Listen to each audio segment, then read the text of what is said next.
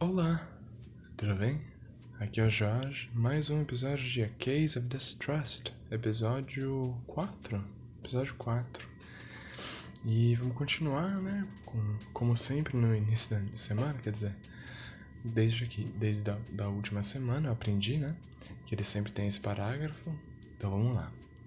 Green's bootlegging case smelled foul, but so did everything else in this burg. I decided to take the case. I had to chase Green's ladder, find more about his past, and look into his bootlegging. É, isso bem, né? I looked around. Stables, elaborate shop. Deixa eu olhar um pouquinho para as minhas notas. A gente tinha vários desses goals. Eu queria... aqui, no case summary. Redstone Stable had told me to visit Sam Shipman at my old North Beach station. I could try my luck there or go back to stable with any questions. I need the correct password to access the tin spoon. É verdade. Eu vou ir para casa da mulher do Green. Como é que é o nome dele inteiro? Connor Green? Agora eu não me lembro. Mas, enfim. Vamos lá. The front door had a bell on top of it. Leave. Show, agora tem um pouquinho mais de coisas, mas eu ainda vou para casa do Green. Green's house might contain more clues about his past, or some reason a threatening letter would come his way. And if I got lucky, Mrs. Green would be there to pump with more questions. Go here. Eu adoro essa animação do táxi e o áudio do táxi chegando pela esquerda e saindo pela direita.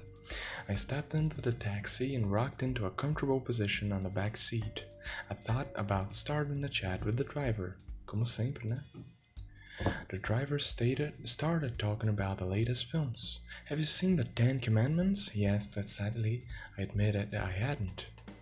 There's the scene, okay, where Moses parts the sea and the Israelites, difícil essa palavra, Israelites walk through the part.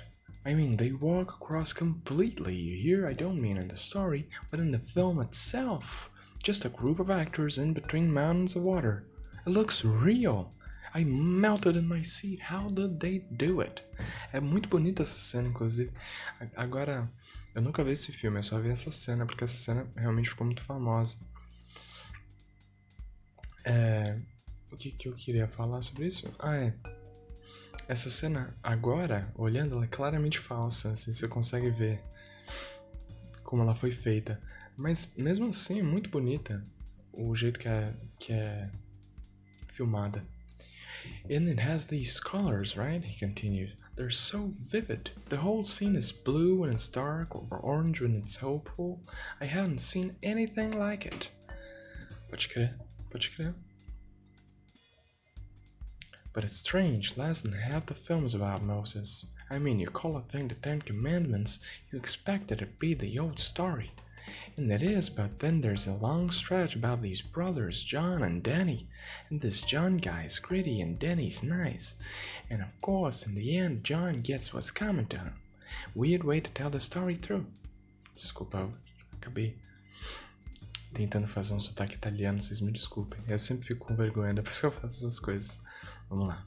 Anyhow, he ended, we're here, but you should really see this flick.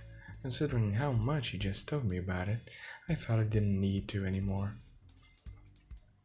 Lindo, hein? The Queen's apartment was a section of an old Western Addition mansion. The owners had divided it for struggling families to rent after the 1906 fire. Once downtown had been rebuilt, people of means moved out of the area. Recent immigrants, mainly from Japan, rented most of the apartment in this part of town. I knocked at the front door but didn't get a response. The latch was undone, so I pushed it open and stepped into the room. The apartment had a dense cloud of black smoke hanging from the ceiling. Apparently that window wasn't open much, and either Mr. or Mrs. Green smoked heavily. Ok, várias coisas. Antes de pra Mrs. Green, provavelmente, né? Olha, essas cenas eu acho muito bonito, cara. Vamos indo, né? Tranquilo. The grey trench coat was hanging from the doorway. It certainly looked identical to Lewis's. I searched the pockets and found no identifying marks. It might have been a different jacket, but its recent appearance was off-putting. The bottles on top of the round table were mostly empty. Tem alguma coisa aqui embaixo? I opened a drawer at the back of the backmost table. In it were 2 train tickets. I mumbled, "St. Louis," to myself, but then came the cackling voice of Mrs. Green. Forget about moving, Connor. I won't budge. Her head was raised, but her eyelids still remained closed. Vamos perguntar pra ela. I asked her further questions, but her head just lolled back to where it had been. There was nothing else she'd say. Pode crer. The ashtray on top of the smallest table was overflowing with spent cigarettes. Spent? Que jeito bonito de falar. Bom. A wilting plant was on the furthest table from the door. I could never keep plants alive either. Even as the petals fell, they were still a vibrant yellow. E acho que é a última coisa antes da moça. Empty bottles were strewn around the apartment. I brought one to my nose and it smelled like the distinct aroma of laudanum. Opium mixed with booze, a harsh tonic. Caralho, ópio. Caraca, ópio. É ópio. É morfina, heroína. Essas coisas são feitas com ópio. Então, loucura total. I found Mrs. Green slumped in her chair, eyes closed, head rocking slowly. "Hello, Mrs. Green," I said loudly. She let out a long moan from the chair, then lifted her head, but failed to raise her eyelids. She tilted her head to the side, giggled, and let it roll back into place. Let it loll back into place. Desculpa a moto que acabou de passar aí. Vamos tentar falar com ela pouquinho mais. I shook her lightly and she moaned again, but said nothing more. Caraca. Pode crer, será que eu tenho alguma coisa que ajude? Não, aqui é só, né? Aqui são só anotações, não tem objetos.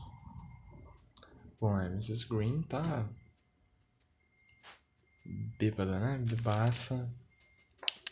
Acabada no ópio. Então, the frame was just warped enough to prevent the front door from completely closing. Eu vou embora, não tem o que fazer aqui, né? Então a gente já foi no Southern Coffee, no Stables Barbershop, no Teen Spoon Lounge, que a gente não conseguiu entrar, na Green's House agora. Vamos pra Police Station falar com o meu brother, né? O Shipman. I always dreaded visiting the PD after I'd flown the coop, and I was in no mood right now.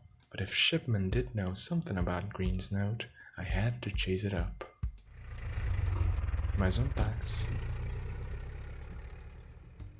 I grabbed a taxi cab and told the driver where I wanted to go. I thought about talking with him on the way. When the driver turned to ask where I wanted to go, I saw his striking blue eyes looked years younger than the green temples beneath his wool cap. I was curious about his story. I struck up a conversation, which led to his past life. Ever heard of the Suicide Club? He asked. I admitted I hadn't. Bob the Goat coined the phrase. Poor guy ate a runway for his last meal. War pilots? I asked. Half right.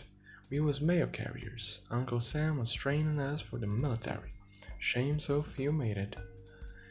I asked about the deaths. Rumors said the average pilot lasted 900 hours, likely not far off, flying with no lights, no emergency landing, barely a weather report, never a parachute. What did they expect? Caraca. Que pesado. Glad you're driving a taxi cab now? I asked as we pulled up to my destination. My wife is, but I miss flying every day.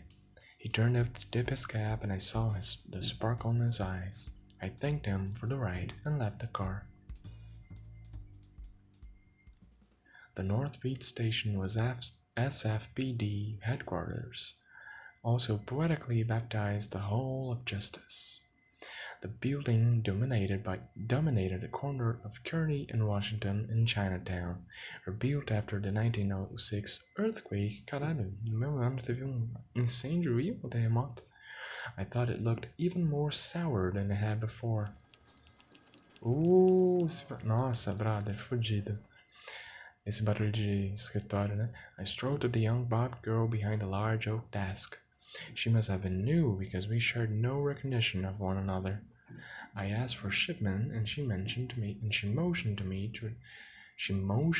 to a chair as she pressed a pearl button. I sat down and she disappeared through a frosted door. I rolled another cigarette to pass the time. Between puffs, I thought about my history at that department. I imagined the station captain would have been furious had he known I was there.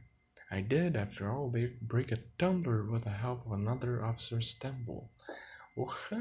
That had been the last day of on the force. Não sei exatamente o que é tumbler. Mas temple é uma parte da cabeça.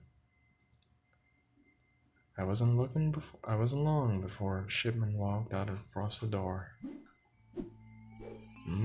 Aí, mais uma pessoa. Oh, perdão. Samuel Shipman smiled when he saw me.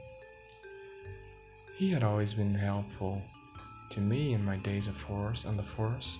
Working closely with Lewis, he'd acquired the habit of bouncing theories my way. He judged officers purely on results, and because of that, he was one of my few fans. We exchanged brief pleasantries before he said, "Wouldn't come here for glad-handing." We had a habit of removing the subject from his sentences. What he's doing? I explained my case to him. He scoffed when I mentioned Connor Green. Working for that pinhead? Got a good mind to run him up a flagpole. I just need to know about this letter. I handed him the note Green had given me and explained its context. After looking it over, Shipman tried to stifle a laugh. Complete bunk, he said. See the symbol in the corner? Mark the Black Hand Gang. Except Black Hand letters are always ransom letters, not threats. No foothold on this coast anyhow. Never been one in California. Desculpa, cachorro do outro lado da rua tá latindo, perdão. So the letters are fake. Shipman nodded. Someone trying to imitate the Black Hand. I grunted a sigh and noted what he'd said. Don't know if Green is getting one over you, he said, or if someone else is pulling Green's leg, but having more dirt than a man couldn't hurt, especially if he's your client. I agreed. I've been trying to dig through his past. You got any bunk on him? Shipman shook his head. Nope. From Oakland is all I know. But I can do some more digging. I thank him for that. Under a pile of ice, though. Might take me a while. Why don't I telephone when I find something? I had no office where I could receive messages, but I dreaded returning to the station. I told him to call Southern Coffee. Just leave anything with Franklin Conway, I instructed. He said that was alright. We traded goodbyes and I went back to the station's entrance. Tá feito. Now I knew the letter was fake, and Shipman was looking into Green's past for me. I just needed to chase out the bootlegging lead. I stepped into the street and thought about where to go. Bom, acho que aqui é um ótimo lugar para parar. O episódio já vai dar 15 minutos. Então, espero que você esteja gostando. A gente, no próximo episódio, tenta falar com o Franklin. Eu vou tentar achar a senha para entrar no Tin Spoon. Mas isso fica pro próximo episódio. Espero que você esteja gostando. Até a próxima. E um beijão.